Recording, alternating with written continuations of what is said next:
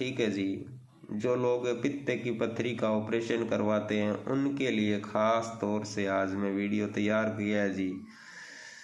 तो उम्मीद है कि जितने भी मेरे भाई इस वीडियो को देखेंगे वो ज़िंदगी में पित्त की पथरी का ऑपरेशन नहीं कराएंगे। मैं ये चाहूँगा कि आप लोग इसको ज़्यादा से ज़्यादा शेयर करें ताकि जो ऑपरेशन करवाना चाहता है वो ऑपरेशन करवाने से बच जाए जी।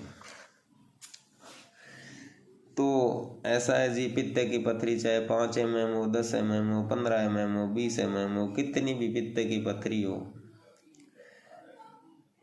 या दाने टाइप में हो, बिल्कुल पूरी तरीके से क्लियर हो जाती है, साफ हो जाती है जी। जहाँ तक मैं अपनी बात करूं या जो भी भाई मेरे सुनेंगे जो आयुर्वेद में काम करते हैं, तो पित्त की थैली में कोई भी पथरी नहीं होती है जी।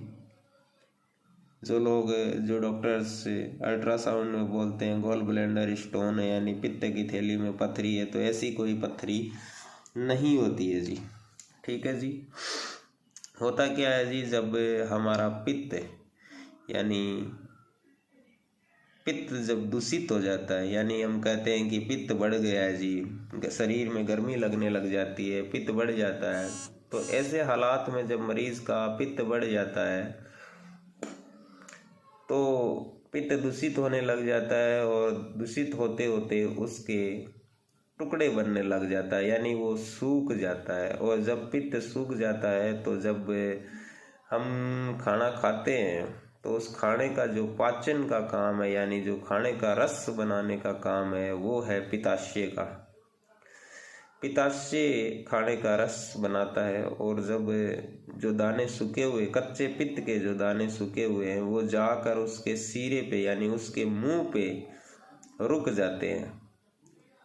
जब मुंह पे रुक जाते हैं तो फिर पित्ताशय रस बनाना कम कर देता है, खाना पचना बंद हो जाता है। ऐसी हालात में मरीज को गॉल ब्लैंडर स्टोन, जब वो अल्ट्रासाउंड कराता है तो उसको जीबी स्टोन आता है जी रिपोर्ट में। खैर, समझने वाले मेरी बात को बखूबी समझ ही गए होंगे। सबसे पहली बात है, ये जो पत्ते हैं जलजमनी के, मेरे पास 60 ग्राम पत्ते 4 महीने लगे हैं मुझे सुखाने में। ठीक है। और ओरिजिनल किस्म की जलजमनी वो लेनी है जो जलजमनी आपके पानी के ऊपर डालते ही पानी को बिल्कुल दही की तरह जमा देवे, यानी दही की तरह पानी को गाढ़ा कर दे। ये जलजमनी आपने लेनी है। इसका आपने पाउडर कर लेना है जी, जितना भी हो। दूसरी बात, इसी तरीके से गीली मुलेठी लेके आनी है, मुलेठी लाकर आपने सुखा लेनी है जी। ये भी 3-3.5 महीने बाद में सूखती है जी। इसका फिर पाउडर करना है आपने। बाजार से कोई चीज़ नहीं लेनी है, इस बात का खास तौर से ध्यान रखें। ये चीज़ भी आपको अपने पास ही सुखा के रखनी है। ये संगदाना मुर्ग, ये आपको संगदाना मुर्ग है जी, बड़ा महंगा भी आता है और ये जो है एक तरीके से पित्त की पथरी के लिए रामबाण इलाज है। ठीक है। अभी ये तीनों चीज़ें आपने इक्वल ले लेनी है कि मेरे पास तो 60 ग्राम है तो 60 ग्राम ये, 60 ग्राम ये, 60 ग्राम ये, तीनों चीज़ें। संगदाना मुर्ग 60 ग्राम और ये भी 60 ग्राम और ये मुलेठी भी 60 ग्राम जी।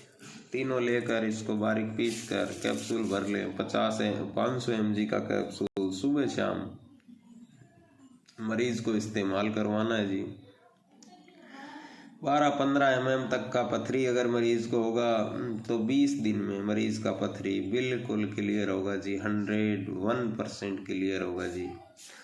उम्मीद है जितने भी भाई इस वीडियो को देखेंगे वो ज़्यादा से ज़्यादा शेयर करेंगे जी। नमो नारायण।